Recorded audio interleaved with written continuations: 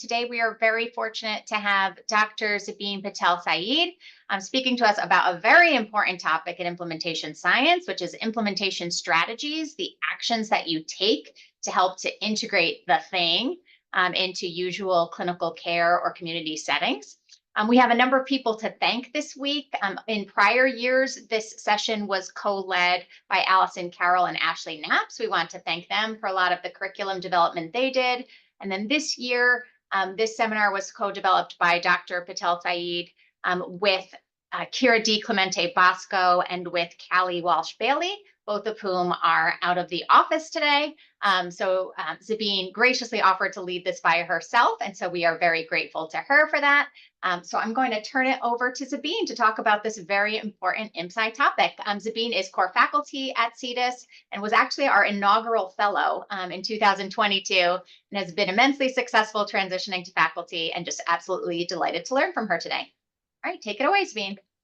Thank you so much, Dr. Becker, and good morning, everyone. I'm so excited for the opportunity to talk to you today about arguably one of my favorite topics in implementation science, implementation strategies. Okay, so for a big picture overview of our time together, we're going to try to answer 3 questions. First, what are implementation strategies? I'll explain what strategies are and why they're important to the field.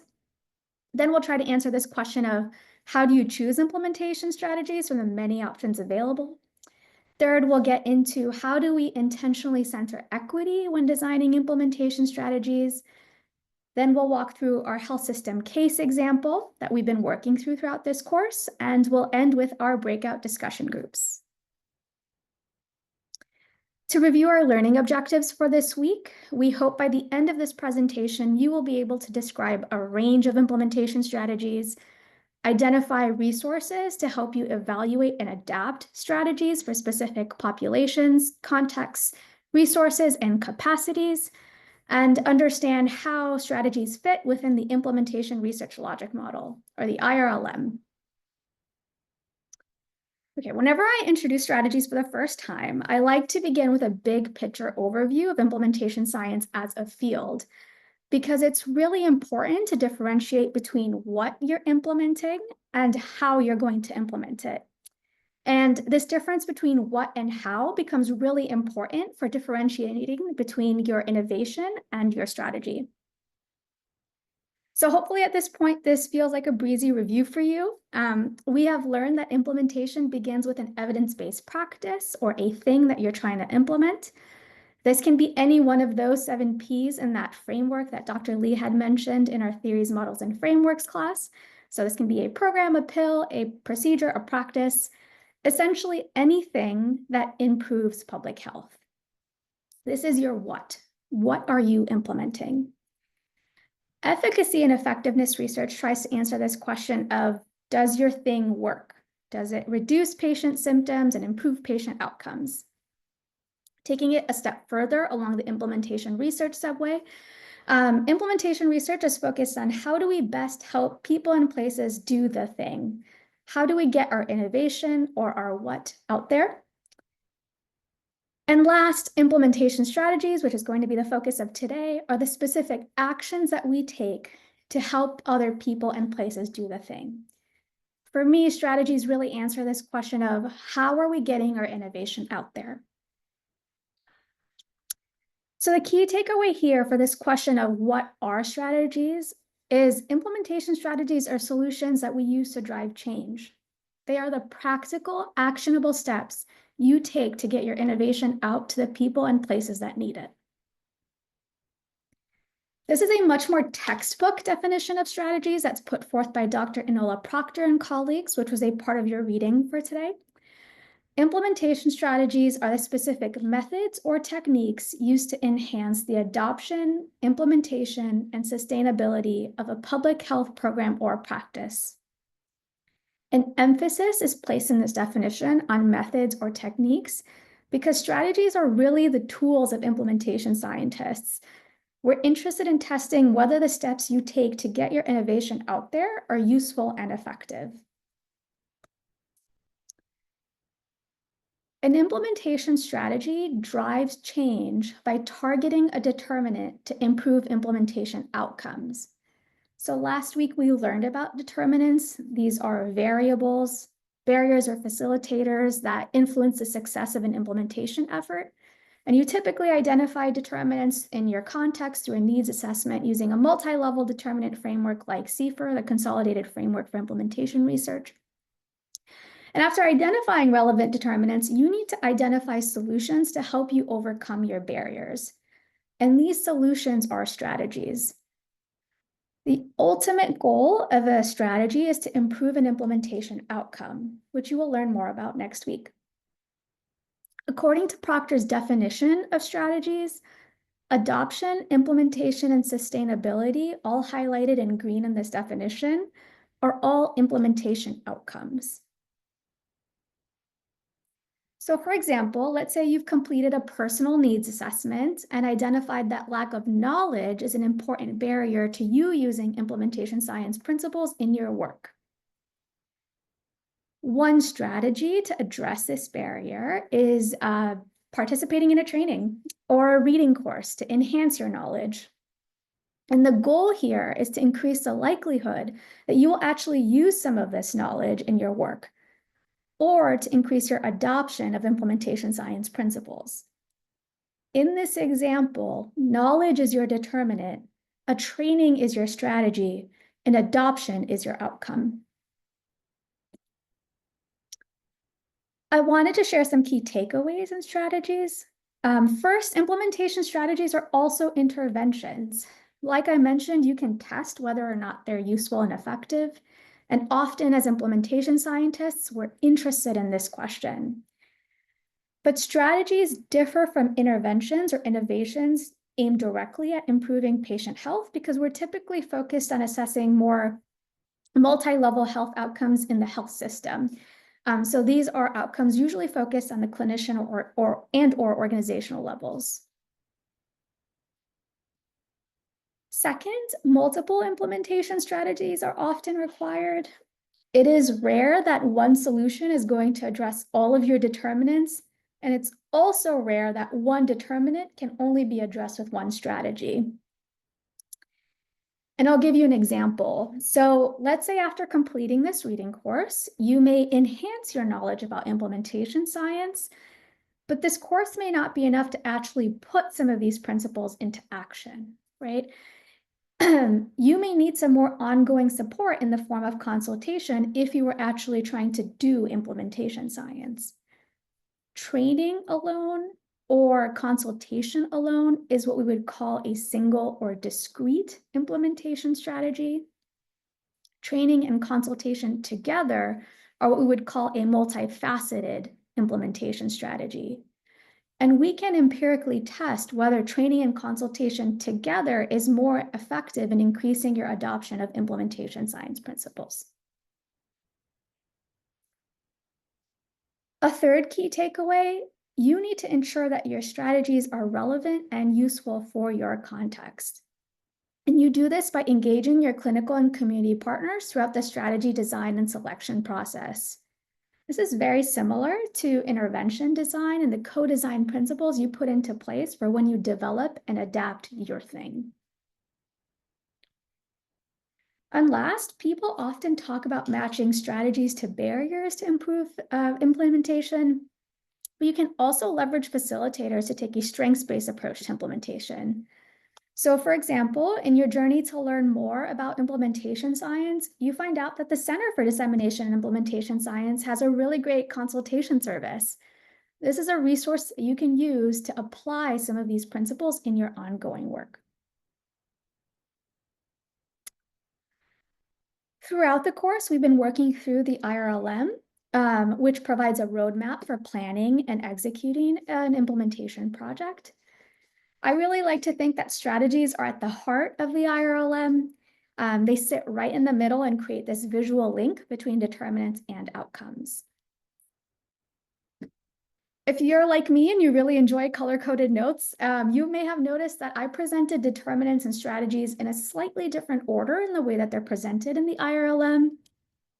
It really doesn't matter if you're presenting determinants first or strategies first. You can use the IRLM, you can use the shapes that I've been using, you can use a table. It is much more important for you to consider which determinants your strategies are targeting. What do you think your strategy is activating?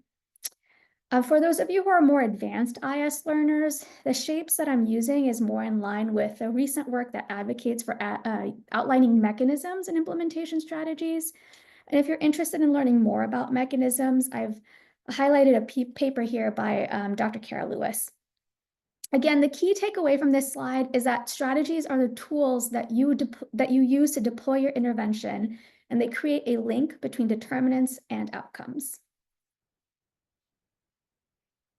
Okay, so now that we have a broad overview of strategies, how do you choose strategies? One way to get started is to consult a taxonomy and engage key partners. One implementation strategy taxonomy that you can use is ERIC, the Expert Recommendations for Implementing Change, which was one of your readings for today. This is a menu of 73 different or discrete implementation strategies. And this paper has this really nice 2-column table with the name of the strategy on one side and the definition the other. And what I love about ERIC is that it's really like a menu. It's a long list of strategies, and it has everything from accessing new funding to building a coalition and sharing knowledge via training and toolkits. But 73 is a really big number. And so one question you may have is, how do I know which ones are best? How do I know which strategies are best for what I'm trying to accomplish? And my very unsatisfying answer is that it depends. Strategy selection is a very active process and specific to your context. You're really trying to understand what works best in your setting with consultation from the literature and input from your key partners. Walt and colleagues grouped the 73 ERIC strategies into 9 big buckets to make the strategy selection process a bit easier.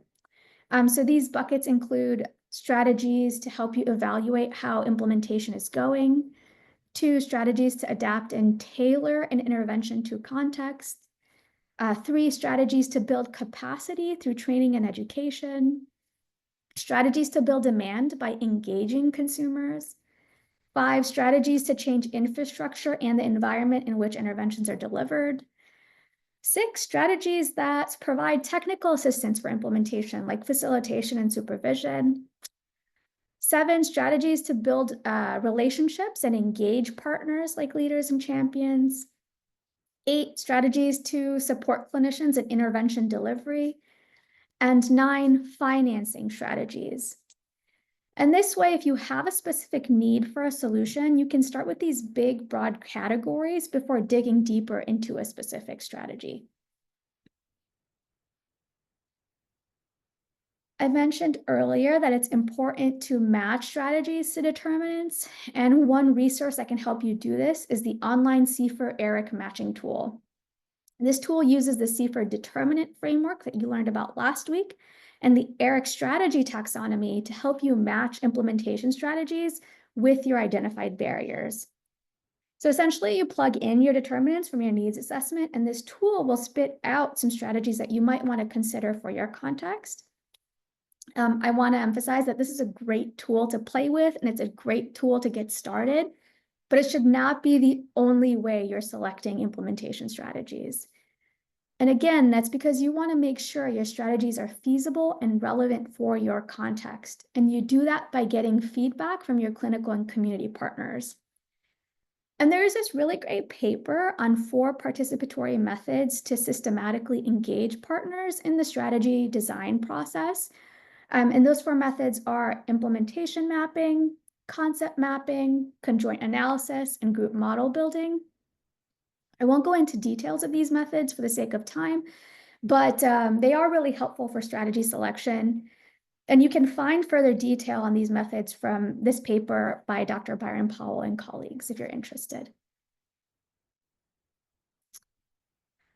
In many ways, selecting strategies is a lot like cooking. Once you choose what you're going to do, you need to provide some instruction or a recipe so that others can learn and replicate what you did. Or if you really like what you made, you can make it again. Or if things didn't turn out so well, you can make modifications for next time.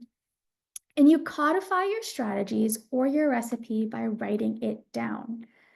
So after you select your strategy, you need to specify it. The same strategy can be specified many different ways. It can be operationalized many different ways. And this figure shows you some key factors that you may want to consider when you're coming up with your implementation strategy blueprint or your recipe. So for example, let's say you're partnering with a community mental health clinic to implement cognitive behavior therapy or CBT for children with anxiety. You first do a needs assessment and find out that therapists at this clinic don't really know how to use CBT. You have identified a determinant, specifically a barrier, that there is a therapist knowledge deficit.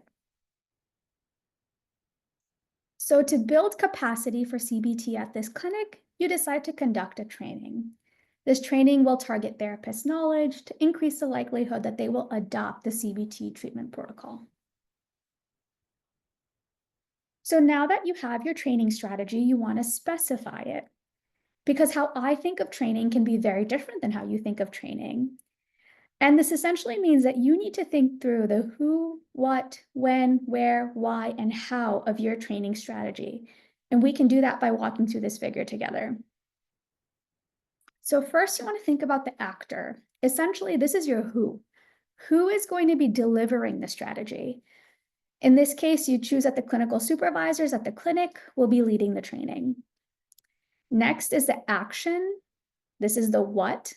What is actually being done? Here, therapists will receive a 2-day didactic workshop. Then is the action target. Essentially, this is your target of implementation or your determinant. What is your strategy addressing? Here, it's therapist knowledge about cognitive behavior therapy.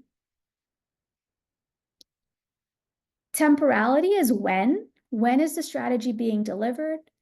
In this example, therapists will be trained once at the start of the CBT implementation process. Dose, here I like to think of two things. One, how often is a strategy going to be delivered? So this is frequency. And two, for how long or duration. Here, therapists will be trained once for a total of 6 hours. The implementation outcome we are trying to change is therapist adoption or their use of CBT. Again, you'll hear more about outcomes next week. And we are justifying our use of training to address therapist knowledge by large literature that shows that participating in therapy training workshops leads to knowledge gains. Again, the big picture takeaway from this slide is that you can use this framework to help you specify your strategy blueprint or your strategy recipe. And there are a lot of different resources to help you specify and track strategies, some of which are shown here. And these resources range from simple Excel tables using the framework that we just saw to more interactive online tools like lists that help you track your strategies over time. Again, the point here is that there are many tools that can help you get started if you're new to this work. Okay, moving into our third chapter, we're going to reflect on how to center equity when designing implementation strategies. And the key takeaway here is that equity is both a process and an outcome in strategy design. I want to begin by acknowledging that these slides were heavily borrowed from Dr. Callie Walsh-Bailey, who is leading an impactful program of research in this area. So I want to thank Callie for her generosity and for sharing her expertise with us. To begin with some guiding terms so that we all have a shared language. As shown by this figure, equality refers to providing the same amount of resources to everyone, regardless of their individual need or circumstances. Where equity, on the other hand, recognizes that people have different needs, challenges, and opportunities and may require different resources over time. The goal of engaging in equity work is to be empowering to individuals and communities, to leverage their existing strengths, and to promote sustainable change. Health equity is a state in which everyone has a fair and just opportunity to achieve their full health potential. Pursuing health equity requires addressing historical and ongoing injustices, providing resources to contexts according to need, and continuously monitoring our investment efforts and adjusting them as needed. Integrating equity intentionally in strategy design serves the ultimate goal of equitably advancing service and health outcomes for all. So, for example, you can look at whether your intervention is reaching all people who could benefit, or if it's reaching people with a certain type of privilege. You can also look at whether your intervention is being delivered with fidelity to everyone, or if there are certain groups that are receiving a lower standard of care. When it comes to strategy specifically, equity can't be an afterthought. Intentionally focusing on equity from the beginning can help make sure how your intervention is delivered is fair and inclusive. One way to center equity in strategy design is to actively collaborate with key partners. And the definition of partners here is broad. It's really thinking through all the shareholders that could be impacted by implementation. Of course, building and maintaining trust is essential in these partnerships. And because health equity is really a structural concept, it can be helpful to think about change strategies at multiple levels. So many implementation strategies, especially the ones that I've been talking about, focus on changing individual knowledge and behavior, which are necessary, but are not likely going to lead to systems change. So to do so, we need to think about designing and testing strategies that target organizational, community, and policy level determinants, or these are really the inner and outer contexts of CFR. And we can do this by first recognizing power differentials. Even though it can be difficult to gather input from partners with varying levels of professional and lived experience, it's important to recognize how power differentials play out in partnerships so that everyone can be actively engaged in decision-making. Second, we all come to implementation with our own implicit biases, so taking time to reflect on our assumptions and making them explicit can help with more equitable implementation. We also need to consider the potential unintended consequences of our implementation efforts, both positive and negative. So for example, you may want to ask, does directing staff attention toward one program detract from the delivery of other services? Thinking about potential consequences early on can help you course correct throughout the implementation process as needed. And last, we need to ensure that the way strategies are delivered can accommodate different learning needs and abilities. And so this may look like simplifying our jargon or providing audio-visual aids for different learning styles. Now to tie it all together, we'll walk through our health system case example. Our example involves implementation of SBI, or screening and brief intervention, for risky drinking in pediatric trauma centers. The research team began by identifying a no-do gap that level 1 pediatric trauma centers are mandated to provide SBI for risky drinking, but rates of SBI use are low.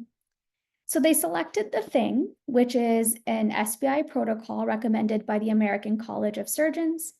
They assessed barriers and facilitators from the literature and 10 health system partners. And they generated a blueprint for SBI implementation using the implementation research logic model. And throughout the course, we've been building out the IRLM together. First, we've plugged in our innovation, or our thing, or our what, which is SBI. And the goal of implementing SBI is to increase patient follow-up with primary care and reduce drinking. And these are our clinical patient-level outcomes. Last week, we identified barriers and facilitators to SBI implementation using the CFR, which are outlined here on the left with pluses and minuses. And now we'll take a look at the team's strategies. So this project is a really great example of a multi-level, multifaceted implementation strategy. The strategy had 3 core components, which are listed here. The first is didactic training. The second is performance feedback. And the third is external facilitation. The didactic workshop consisted of virtual and in-person workshops. The performance feedback consisted of role plays where providers received feedback on their delivery of SBI. If someone didn't demonstrate fidelity to SBI during their role play, they received corrective feedback to help them improve. An external facilitation was offered to the leadership team via coaching calls to discuss the goals of SBI implementation, address any implementation issues that may have come up, to increase the organization's preparedness for SBI. To promote scalability, the training materials heavily relied on free, publicly available materials, and SBI screening was integrated into the electronic medical health record. This slide shows the core strategy components that we just talked through on the left: didactic training, performance feedback, and coaching, and when they were applied according to the EPIS framework. So here at the top, we have 3 EPIS phases: preparation, implementation, and sustainment. And you can see when these strategies were applied across the EPIS phases. So this figure shows you both the how of implementation with the 3 core strategy components and when they were applied according to the project timeline. The team also relied heavily on publicly available educational materials. And so these are tools that other teams could pick up easily and adopt for their own use in their health systems. That's all we have for you today. A quick announcement before we break off into our discussion groups.